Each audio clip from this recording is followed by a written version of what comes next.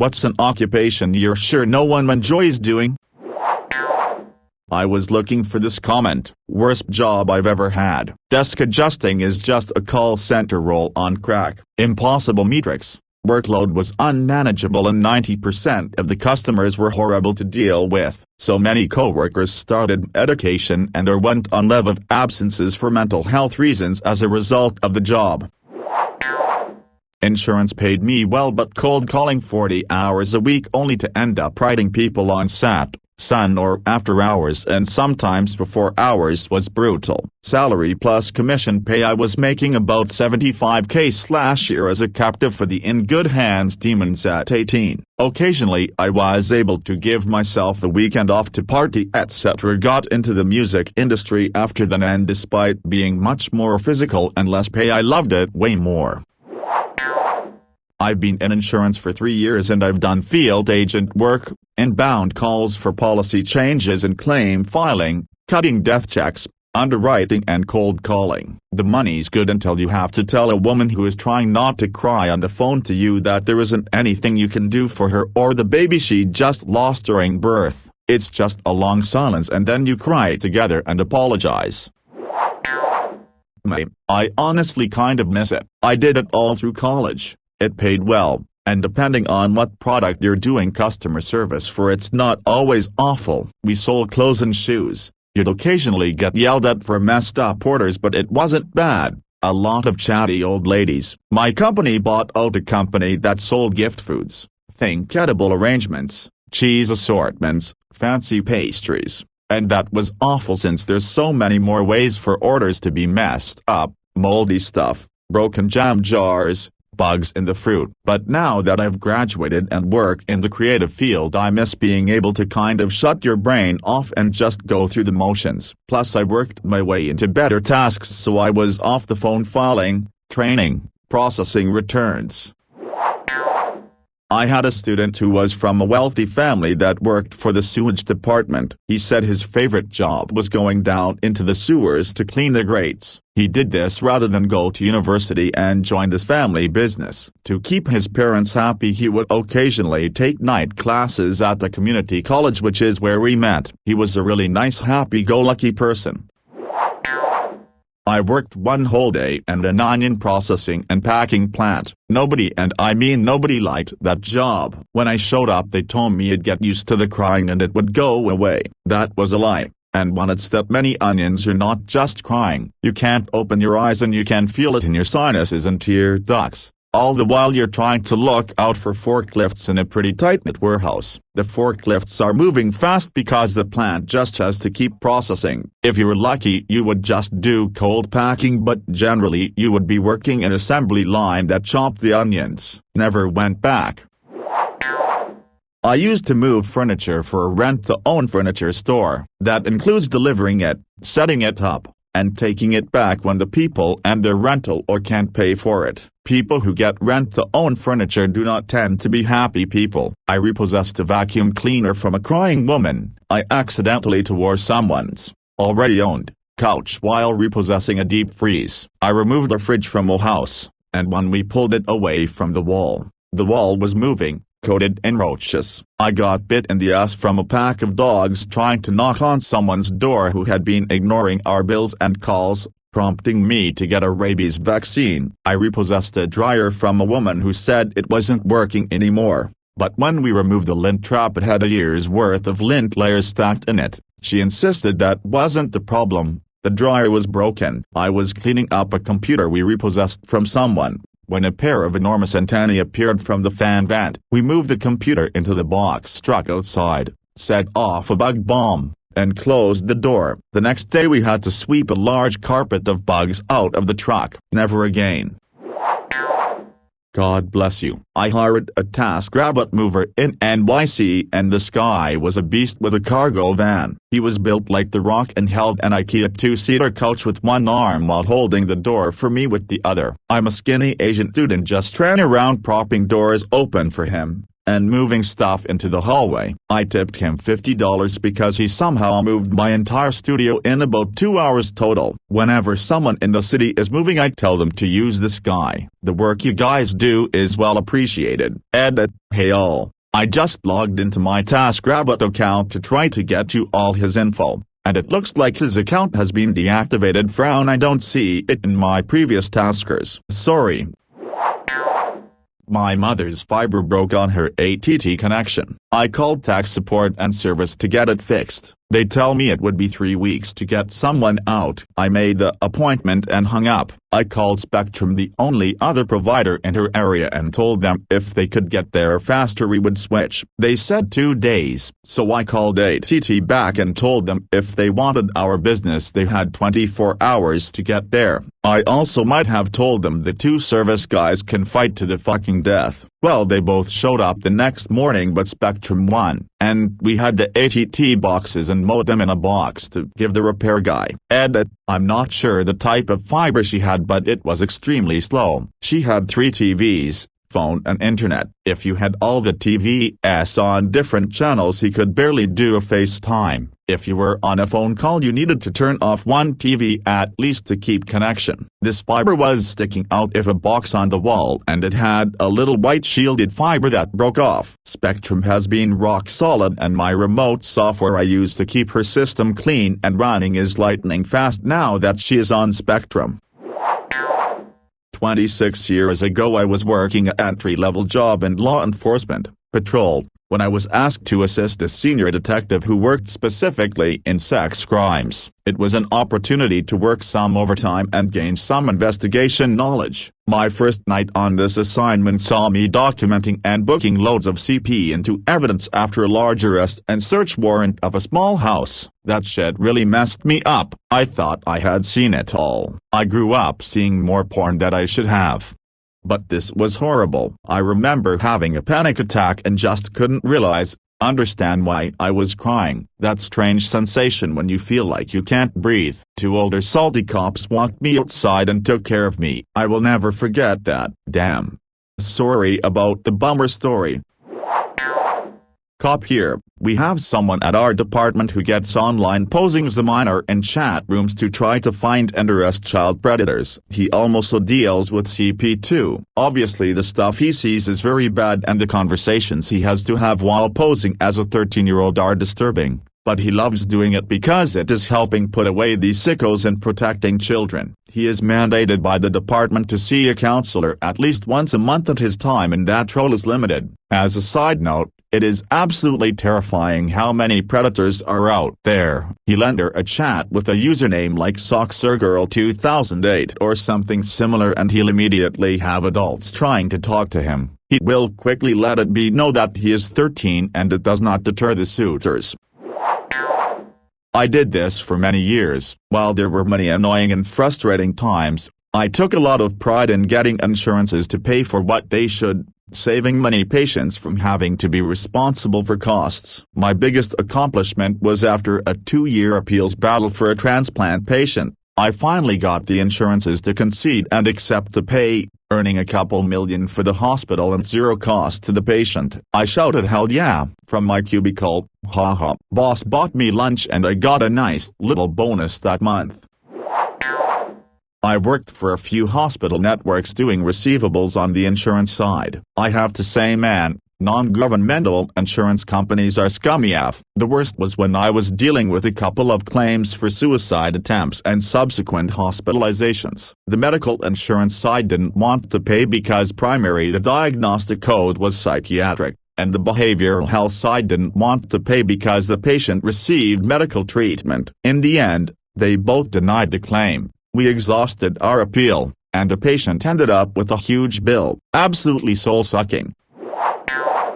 I used to clean porta potties and I preferred it over things like food service. Getting over the heat from working outside in the summer and the smell is easier than you'd think. You drink lots of water and become desensitized to the smell. You spend most of your time driving. You have a set schedule, weekends off, and there aren't many people around to bother you. I got to see a lot of cool places I never would have gone to otherwise. In a way, It has more dignity than most entry-level jobs. People would always ask how much do they pay you, condescendingly, then I could see their smug smiles sour when they found out I made more than they do. Edit, grammar.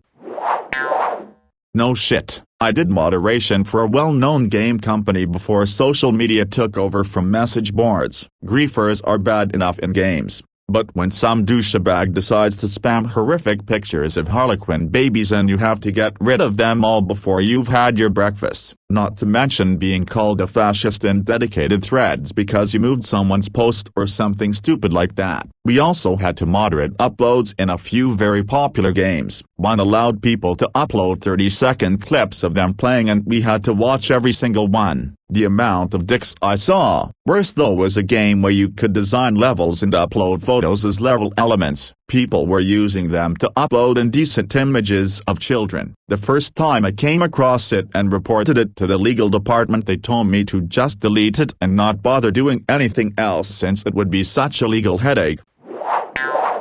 I did that collection because I needed a job, and my friend referred it to me. It is a shit job, but I will tell you this, you learn a lot, and I mean a lot of useful information if for some reason, beyond your control, life throws you a curveball and you find yourself in debt and being the one on the other side of the phone call. You know exactly what they are allowed, not allowed to do. You know the exact terms to use to keep them at bay and to stop pestering you. What you can do to keep it out of court, or even how to fight back against debt collectors. So much information to help out the average person during tough times that it should be a required part of a financial stability class taught in all schools. This, my first job out of law school, was with a small firm. My mentor guy boasted that he would train me in all the law: bankruptcy, divorce, civil litigation. Awesome. Then I started and found out that mentor guy would actually be doing all the law and I would be handling their collection cases on behalf of Chrysler's leasing arm. I had never in my life dealt with anything like this. No one in my family has bad credit or bankruptcies, and I never even thought about reasons why people couldn't pay bills. We got cases where people had overmileage on their lease but had been told by the dealer that they would pay it off for them. Spoiler alert, they lied to people who surrendered cars and didn't realize they would have to pay the balance on the lease to people who just said fuck it and stopped paying. After a few strongly worded letters from the staff, I had to sue these people. It was absolutely horrible. You always had a few assholes for whom it was a game, but most people ran into financial trouble or got divorced or any number of bad things happened. The worst was this 80-something gay in a wheelchair with a voice box thingy. I felt like whatever the lawyer equivalent of the greed is good guy and wanted to make my law degree into a paper hat and go work at Wendy's. I have to preface this by swearing outright that it is the truth. I am from the west of Scotland. One half of my family is from Glasgow. My uncle is now about 60, and his wife's grandmother collected rent from people in tenements and housing blocks. So this gives you an idea of how long back we're going. This woman was in her prime in the 1940s and 1950s. Her job did not involve collecting checks or what have you. It involved collecting cash. She carried a handbag with a brick in it, and a pistol, to defend herself. Handguns weren't illegal then, though they were certainly illegal to carry about the place. But she was stamping around with clutches of banknotes in one hand on a brick and another on an illegal gun. I never met the woman, but apparently she was a sour-faced horror in a massive coat who people would scurry to avoid. But if you owed your rent, she would bang on your door for hours until you opened it. This bit was not illegal. She worked for local government. She did this for years. Getting consents for cadaverous organ donation. The shit I've seen in person is just off. Transplant medicine is a real whirlwind of feelings. Sadly, it's the nature of the beast. People come in brain dead yet still alive via vitals. Now it's their job to convince the family to pull the plug so a transplant surgeon can even get a look at the organs to see if they are usable. I had to field tons of calls for cornea banks after my wife's brother committed suicide. It felt so bizarre and surreal to be essentially parting out someone. I knew they were just doing a job and I knew how meaningful that in could be. Even so, I hated them more than anything at that moment for pulling me back into those feelings after finally getting some rest. We had already arranged donation. It just took them a while to all get the notice that this particular case was closed.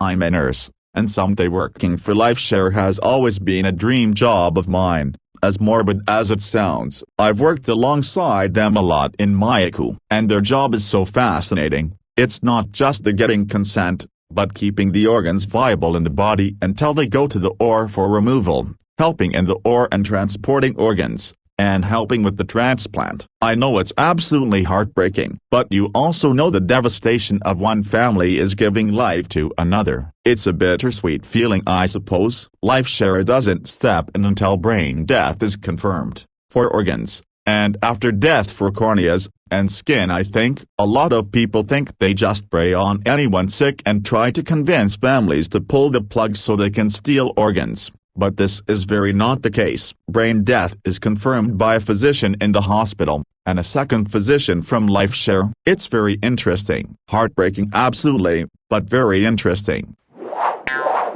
I do this. Since 2013 I have worked in a lockdown dementia unit that is designed for people who exit, seek and escape from other units, facilities. It's tough work, it's physically demanding, and it is emotionally taxing. Many people can't survive here doing this, and I understand why. My residents are some of the most interesting and fun people I have had the pleasure of meeting. We have good days and bad days, but those good days make all the bad days worth it. I have been hit, spat on, pissed on and had BM thrown at me, but at the end of the day it's the disease that does those terrible things, not the person. But the days where I can gather everyone around the piano and get them singing along with big smiles and clapping along have been some of the best days of my life. Is it heartbreaking when they leave? Absolutely, but it's also beautiful. Do I hate my job sometimes? Who doesn't? But damn, I love my job, man. Edit. Thanks for the kind words, y'all. Also BM is poop. BM equals bowel movement, poop.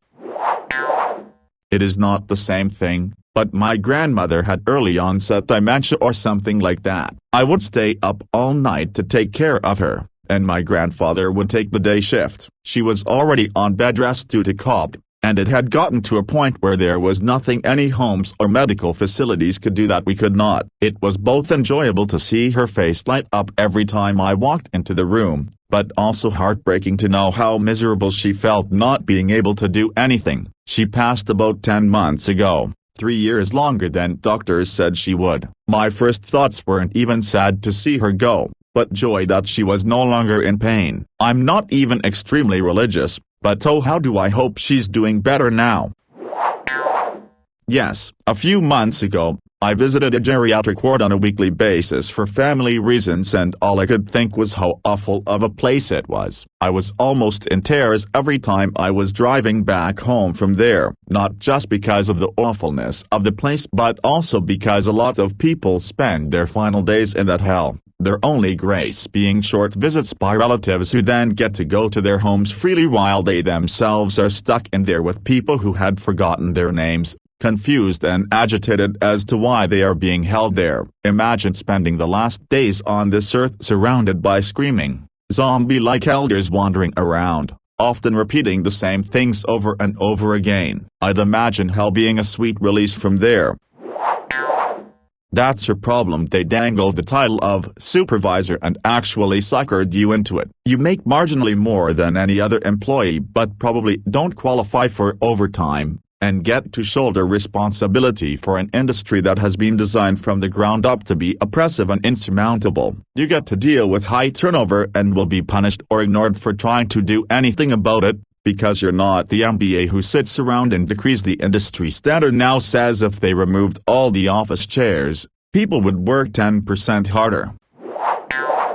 So fun fact, this is actually part of my job and I'll tell you how it gets done. First, it's done nightly on every plane and throughout the day as requested by pilots. We hook up to hoses, one that drains and one that fills up blue juice. It also doesn't actually smell 'cause of the blue juice. We empty it via the drain tube, Usually it's mainly liquid and about 5-ish gallons even on the big planes. Flush it through with blue juice and then fill up a set amount of blue juice for the next day. I actually don't mind it all that much. As long as none of the equipment is broken, it goes fairly smoothly and doesn't take long. Makes 7 minutes per plane. It also only takes one person max to do the job.